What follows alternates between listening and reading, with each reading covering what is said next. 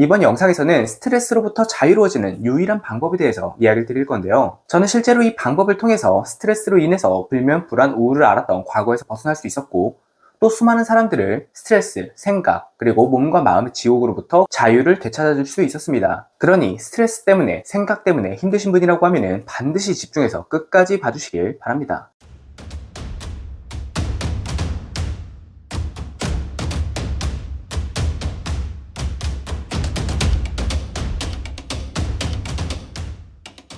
먼저 스트레스를 벗어나는 유일한 방법을 이야기하려면 스트레스가 무엇인지 단순하고 명료하게 정리할 필요가 있습니다. 저는 18년도에 출간한 제 책에서 이렇게 표현을 했는데요. 스트레스는 문제는 있지만 해결은 아직 없는 상황이다. 이렇게 단순하게 스트레스를 정의했습니다. 그리고 이러한 스트레스 상황을 맞이하게 되면은 두 가지의 분류로 유형이 나눠지게 되는데요. 첫 번째는 문제를 해결하기 위해서 공격적으로 나서는 사람, 한마디로 정면으로 부딪히는 사람이 있고요. 두 번째는 이슈는 이슈로 덮는다. 그러니까 회피형이죠. 내 마음 안에서 시끄러운 거를 외부의 시끄러운 자극에 집중함으로써 이것을 잊어버리는, 그렇게 해서 스트레스를 해소한다고 착각하는 유형이 있습니다. 제가 왜 착각이라고 강하게 이야기를 하냐면 그것이 실제로 문제를 해결해 주지 않으니까요. 그것은 내가 피하는 것뿐이지 이슈를 이슈로 덮는 것뿐이지 근본적인 해결이 될 수가 없으니 강하게 표현할 수밖에 없었습니다. 그러니까 한마디로 피하는 것보다는 당연히 이 문제를 적극적으로 해결하는 것이 맞겠죠. 근데 여기서 또 하나의 문제가 발생됩니다.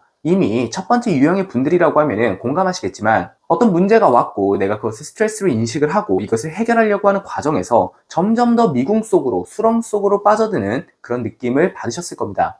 과거에 저도 그랬는데요. 너무나도 많은 삶의 문제들이 있었고 그 문제를 해결하기 위해서 생각을 하고 분석을 하고 해결하기 위해서 온갖 머리를 쥐어짜도 해결에 가까워지기는커녕 더 멀어지는 느낌, 더 어질러지고 더 흐트러지는, 더 늪에 빠지는 그런 느낌을 받았었는데요. 아마 대부분 그러실 겁니다. 그리고 그 끝에 어떻게든 내가 해결책이라고 도모한 그러한 방법이 나왔다고 하더라도 뭔가 미진한, 내 힘이 설계된 것에 비해서 너무나도 그 보상이 미미한 그런 경우가 굉장히 많으셨을 건데요. 저는 어찌됐건 그렇게 문제를 회피하는 사람들보다 정면으로 부딪히는 것이 우월하다고 믿었고 이 또한 어쩔 수 없는 그 과정에 불과하다라고 생각을 했는데요. 점점 이렇게 시간이 지날수록 제가 에너지가 너무 많이 드는 거죠. 이 문제를 해결하기 위해서. 그러면 제 에너지가 점점 고갈이 될 거잖아요. 그 끝에 앞서 말씀드렸던 이런 불면, 불안, 우울을 겪게 되고 그 끝에 삶의 절벽에 3번이나 서게 됐던 것이죠. 그리고 나서 내가 살면서 이러한 문제들을 안지 않고 살아갈 수가 없을 텐데 내가 바라는 것은, 저는 남들보다 욕망이 크다고 생각을 했고 물론 지금도 그렇다고 생각을 합니다. 하지만 어찌됐건 큰 보상을 위해서는 큰 위험성을 감수해야 되는 것은 자명한 사실이고 그러기 위해선 남들보다 훨씬 더 문제를 감당하면서 살아야 되는데 내 욕심을 내려놓지도 못하겠고 그것을 감당할 자신도 없고 그러다 보니까 삶이라고 하는 것이 더욱더 어렵게 느껴지고 더 불행하게 느껴지고 자신이 없게 느껴졌었습니다. 그런데 그랬던 제가 어떻게 불면, 불안, 우울을 극복하고 문제, 스트레스, 생각으로부터 자유로워질 수가 있었을까요? 그것은 바로 진실을 알았기 때문입니다. 3가지의 진실을 알게 됐는데요. 첫 번째는 제가 왜 문제를 해결하려고 적극적으로 개입할수록 더 수렁에 빠지는지를 알게 됐습니다. 그것을 한마디로 표현하면 스노우볼 이펙트라고 표현할 수가 있는데요. 우리가 문제라고 인지를 하는 것은 사실은 내가 문제를 찾은 것이 아니라 인지한 수동적인 겁니다. 그러니까 감지되었다라고 하는 것이 더 올바른 표현이겠죠. 그러니까 어떤 나한테 위협적인 상황을 내가 인지를 했고 이것을 해결을 해야 되는데 내 머리 안에는 이 해결책이 아직 없는 거예요. 그런데 이미 그 상황에서 우리의 무의식은 내가 가진 지난 과거의 정보들 안에서 이 해결책을 찾아내기 위해 엄청나게 많은 정보량을 방출하기 시작을 합니다. 그러니까 생각이 많아지는 거죠. 그러니까 저는 문제를 해결하기 위해서 내가 생각을 짜내고 열심히 노력한다고 생각을 했는데 그게 아니라 그냥 생각이 방출되는 것 또한 인지했던 거라는 것을 그때 알게 됐던 겁니다. 그러니까 이것은 노력이 아니라 어떤 자연현상을 내가 감지한 것에 불과하다는 것이죠. 그런데 그 이후에는 저의 의지가 개입이 되죠. 이렇게 막 방출되는 이런저런 시나리오와 생각들을 내가 붙잡고 있었기 때문에 그 시나리오는 점점 불어나게 되고, 스노우볼 이펙트라는 것은 무엇이냐면 눈덩이 효과라는 뜻입니다. 그래서 생각이 꼬리에 꼬리를 물면서 점점 불어나게 되는 거예요. 그런데 문제는 무엇이냐면 이렇게 생각을 거듭하면 거듭할수록 애초에 부정적인 시나리오가 기반이 되거든요. 왜냐면 결국 문제라고 하는 것은 내 생존을 위협하는 상황일 때 우린 생각이 막 방출된단 말이에요. 그러니까 기본 코어가 부정적인 거예요. 근데 여기다가 계속해서 내가 물 붓고 그 다음에 햇빛 주고 이렇게 점점 키워나가니까 이 부정적인 시나리오가 점점 커지는 거죠. 그러니까 본질에는 점점 벗어나게 되고 디테일로 가면 갈수록 더 어려워지고 수렁에 빠졌던 겁니다. 그리고 이것은 곧 두 번째 깨달음으로 이어지는데요. 우리가 수능 문제라든지 시험 문제를 보면은 3점짜리 문제가 있고 2점짜리 문제가 있고 4점짜리 문제가 있죠. 2점짜리 같은 경우는 사실은 엉덩이로 푸는 거죠. 암기를 하고 내가 외우면 풀 수가 있습니다. 3점짜리도 어느 정도는 그럴 수 있겠죠. 하지만 우리가 흔히 말하는 변별력 문제, 이것은 단순히 암기하고 단순히 내가 엉덩이 싸움을 한다고 해서 풀기가 어려운 것들이 많습니다.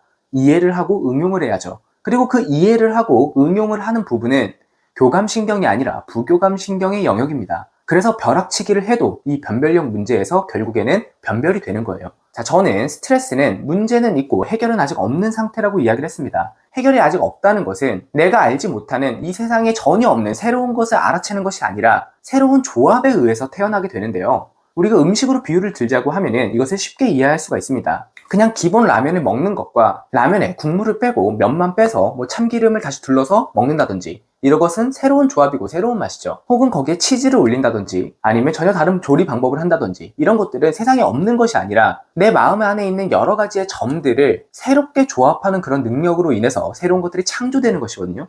그래서 창조라고 하는 것은 세상에 없던 것을 만들어내는 연금술이 아니라 새로운 조합에서 발생된다 라는 것을 깨닫게 됐던 겁니다. 이것은 매우 중요한 개념입니다. 이것을 모른다고 하면은 자꾸 내가 모르는 것을 찾기 위해서 이것저것 정보를 찾아보게 되고 그 안에서 교감신경은 더욱더 항전되고 그럴수록 부교감신경은 점점 떨어지기 때문에 내 머리 안에서 재창조가 일어나지 않고요. 재융합이 일어나지 않습니다. 결국 내가 아는 것을 어떻게 조합하고 어떻게 창의성을 발휘하냐에서 해결책이 나오는 거예요. 그러니까 한마디로 해결책은 내가 모르는 것을 새로 아는 것도 일부 포함될 수 있겠으나 거의 내가 가지고 있던 것을 새로운 조합으로 나타내는 해결 방법이 된다 이 말입니다. 그리고 이것은 부교감 신경에서 결정을 해요.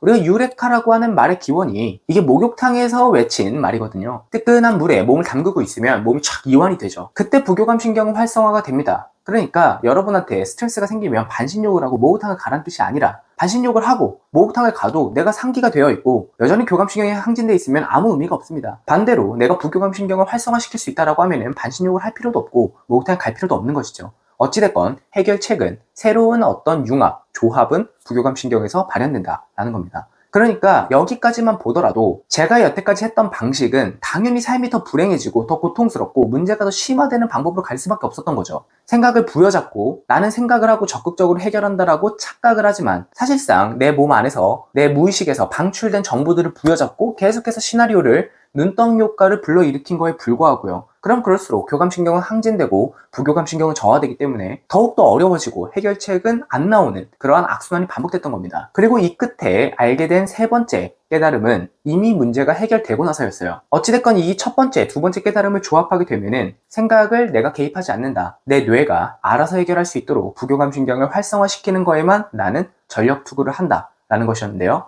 그러다 보니까 훨씬 더 문제가 부드럽게 해결이 되고요. 그 과정에서 힘들지도 않았던 거죠. 그러면서 알게 된 세 번째 깨달음은 무엇이냐면 흐트러진 것은 절대로 흐트러진 것을 정리할 수가 없다는 겁니다. 우리가 이런 말이 있어요. 부정적인 사람 한 명을 밝게 만들려고 하면은 최소 그 부정적인 것에 30배 이상에 달하는 에너지를 가진 긍정의 힘이 있어야 된다 이렇게 이야기를 해요. 그만큼 우리가 어두운 방에 촛불 하나 비춘들 그 방 전체가 밝아지지 않습니다. 압도적인 힘으로 압도적인 빛으로 이 방 전체에 에너지를 뿜어야지만 그 어둠을 비로소 밝힐 수가 있는 거예요.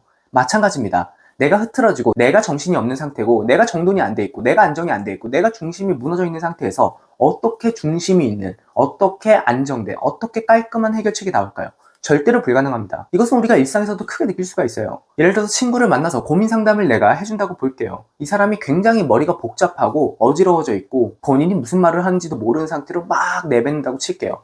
내가 아무리 객관적인 시선에서 정돈된 말을 해준다고 한들 그 사람은 절대 정돈되지 않습니다. 결국 되돌이표 가가지고 자기 했던 말 계속하게 돼요.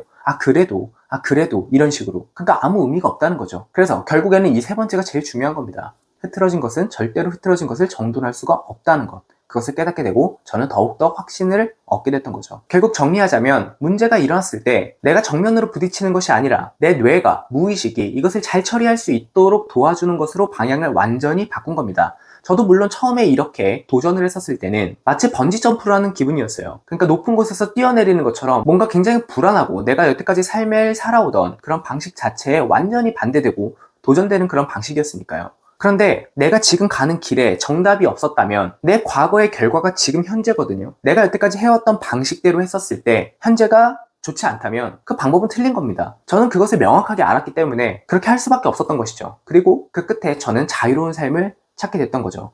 어떠한 문제든지 생각에서 비롯되고요. 그 생각에서는 우리가 흔히 스트레스라고 말하는 문제는 있지만 해결은 없는 상태가 우리를 괴롭게 합니다. 그런데 어떠한 그런 문제가 오더라도 저는 그것을 절대로 부여잡지 않습니다. 저도 생으로는 절대 불가능해요. 왜냐하면 이미 생각이 나를 잡아먹고 있고요. 내가 의도하든 의도하지 않든 어떠한 강력한 의지를 가지든 절대로 본능을 이길 수는 없습니다. 제가 말씀드렸잖아요. 문제가 생기면 본능적으로 이 생존 불안 때문에 생각이 방출된다고요. 무의식에서 현재의식으로 넘어간 것이 방출된 것이 생각입니다. 근데 그것을 어떻게 내가 멈출 수 있겠어요? 그것은 오만입니다. 내가 소변이나 대변을 의지로 참을 수 있다라고 이야기를 하는 것과 마찬가지예요. 한두 번이야 참을 수 있겠죠. 하지만 결국엔 터지게 되고요. 병에 걸리게 됩니다. 마찬가지예요. 그래서 저도 생으로 참는 것이 아니라 그것을 인지하고 그 신호가 오면 내 안에 어떤 불안한 생각이 조금이라도 들게 된다. 이 상황을 해결하고 싶다라고 하면은 제 온몸이 부교감 신경이 활성화가 되고 에너지가 충전될 수 있도록 만드는 거에 에너지를 투자를 하게 됩니다. 이러면은 두 가지가 다 되는 거예요. 회피는 아니고 이슈를 이슈로 덮긴 하는 겁니다. 그러니까 문제의 이슈를 내가 집중을 내 몸 상태가 내 마음 상태가 편해질 수 있도록 신경이 이완될 수 있도록 몰입을 하게 되면은 이슈를 이슈로 덮게 되는 거죠. 하지만 동시에 문제를 적극적으로 해결을 하는 것이 됩니다. 왜냐하면 이것은 피하는 것이 아니고 직접적으로 내 뇌가 이 문제를 해결할 수 있도록 뇌를 돕는 거니까요. 그러니까 아까 말씀드렸잖아요. 공격형이거나 회피형이라고. 그런데 제가 새로 발견한 방식은 이 두 가지가 다 되는 방식이었고 그것이 유일한 방법이라는 것을 이제 몸소 체험하면서 깨닫게 된 겁니다. 그리고 제가 이것을 더욱더 확신을 갖게 된 것은 제 개인적인 경험을 넘어서 수많은 사람들이 저와 똑같은 결과를 냈기 때문에 더더욱 확신을 가지고 이야기를 하고 제가 그렇게 이야기를 할 수 있는 거는 제가 그렇게 확신 있게 생각을 하기 때문이에요. 자, 그러면은 결론적으로 우리는 그래서 무엇을 해야 되냐? 언제 어디서나 내 교감신경을 안정시키고 부교감신경을 활성화시키는 방법을 배우고 익히고 체화해야 됩니다. 그렇게 되면 어떤 문제가 와도 두렵지 않고요. 내가 끄달려가지 않고 휘둘리지 않고 흔들리지 않을 수 있습니다. 그리고 문제가 해결되는 과정에서 나는 내 뇌를 돕는 거예요. 마치 GPT를 도와주듯이 GPT에 프롬프트를 입혀서 에너지를 높이고 GPT가 문제를 해결하게 만들듯이 마치 불로소득처럼 내가 직접 일을 하지 않더라도 어느 정도의 시간과 에너지를 어떠한 시스템에 투자를 해서 이것이 알아서 돈을 벌게끔 만들듯이 똑같이 만드는 겁니다. 그렇게 되면은 문제가 와도 힘들지 않고 그 과정도 힘들지가 않고 문제가 해결됐을 때 굉장히 부드럽고 안정적이고 깔끔하게 해결이 되는 것을 누구나 느끼실 수 있을 거예요.